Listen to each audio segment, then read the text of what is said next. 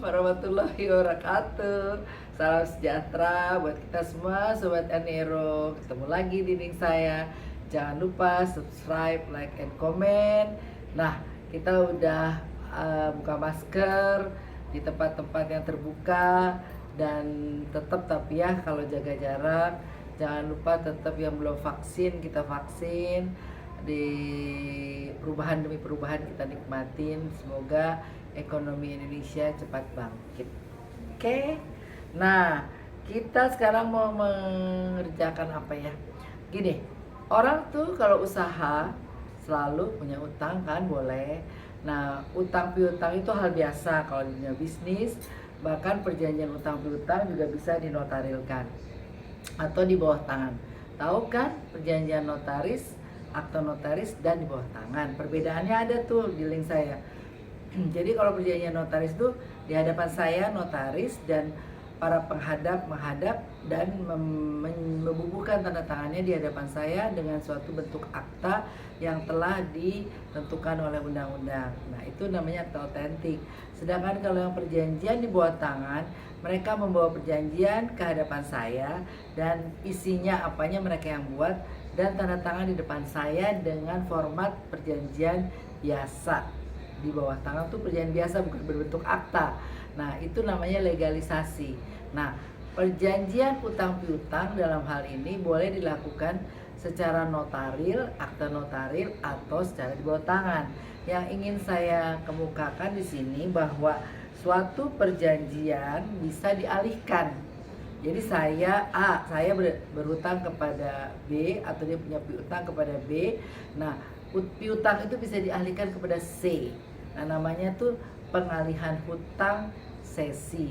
Pengalihan hutang itu biasa di suatu usaha bisnis ya, karena dia akan menanggung dan meng-take over semua utang-utangnya, tapi perikatan yang lama tidak hapus. Jadi berjalan aja hak tagihnya kepada C.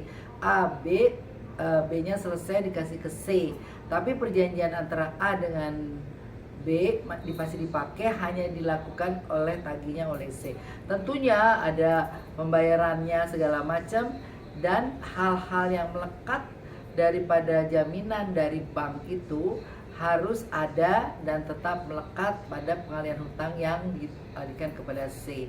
Perjanjian pengalihan hutang harus diberitahukan kepada debitur. Debitur yang lama itu harus tahu, saya mau mengalihkan hutang adanya di bank, dan bank itu juga harus memberitahukan kepada debitur yang lama. Pengalihan hutang itu biasanya hal-hal mungkinnya ada yang macet atau memang hak tagihnya akan dialihkan, karena hak tagih adalah hak value nominal yang bisa menjadikan pembayaran. Jadi hak tagih, kan hak tagihnya bisa ditagihkan, dan tentunya hak tagih itu juga hal-hal yang surat-surat, termasuk surat-surat yang bervalue ekonomi. Nah, di sini saya hanya menceritakan adanya sesi itu harus ada akte notaris dan juga harus ada pemberitahuan oleh debitur, dan tentunya diatur oleh kreditur kalau memang berhutangnya kepada kreditur. Di sini saya mau menjelaskan ada juga orang berhutang dengan jaminan tanah. Misalnya A dan B berhutang dan dijaminkan oleh tanah. Beda ya dengan sesi. Nah, perjanjian itu bisa dilakukan kalau memang ada perjanjiannya tertulis. Nah, sekarang kejadiannya kebanyakan orang berjanji berhutang dan tidak ada tertulis, dia meninggal. Nah, dia meninggal, maka kemana nih saya harus memberikan sertifikat, kemana nih saya harus menagihkan. Nah, tahu-tahu yang tanah jaminan itu udah dijual karena dia menempati. Nah, akhirnya orang yang punya pemberi funder yang memberikan utang itu kecewa, kenapa tanah saya dijual, kenapa jaminan saya berkurang. Nah, hal ini harus diketahui sebabnya dengan kita menelusuri data-datanya. Jadi kali ini saya menceritakan dua hal yang berbeda.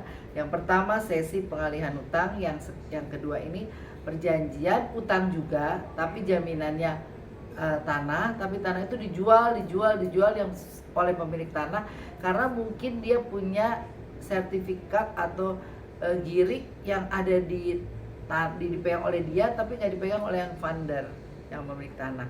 Nah, untuk supaya menghindari itu makanya perjanjiannya itu harus notaril tuh, pengakuan hutang itu atau perjanjian peminjaman tanah.